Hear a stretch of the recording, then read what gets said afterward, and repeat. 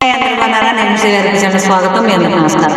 అయితే నేను విన్నాను గతంలో ఎప్పుడు భక్త ప్రహ్లాదుడు 5 సంవత్సరాల బాలుడే తన తండ్రితో చెప్తాడు, అందుగలడు ఎందు లేడని సందేహము వలదు, చక్రి సర్వోపగతుడు ఎందెందు వెతికినా అందందే గలడని చెప్పి చెప్తాడు.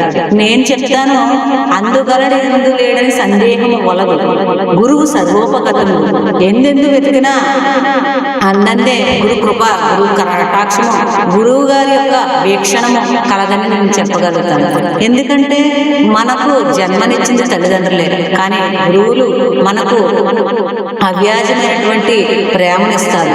ఆయన ఇచ్చినటువంటి విద్యకు మనం బదులివ్వలేము. అది ఒక చదివే కాదు, అది ఏ విద్య అయినప్పటికీ కూడా అందులో మనకు విద్య నేర్పినటువంటి అది ఏ పని అయినా ఏ విద్య అయినా మనకు నిష్కల్మషంగా ఆయన తన శక్తి అంతా దారిపోసి మనను ఆయన కన్నా మిన్నగా తయారు చేయాలని ఉన్నత భావాలు కలిగిన వారే గురువులు. అలాంటి గురువులు పాదపద్మాలకు మనం ప్రణమిలడం తప్ప మనం ఏమీ చేయలేము. అలాంటి గురువులకు ప్రణమిలతూ బాయ్. మై హ్యాపీ లైక్ చేయండి, షేర్ చేయండి. బాయ్.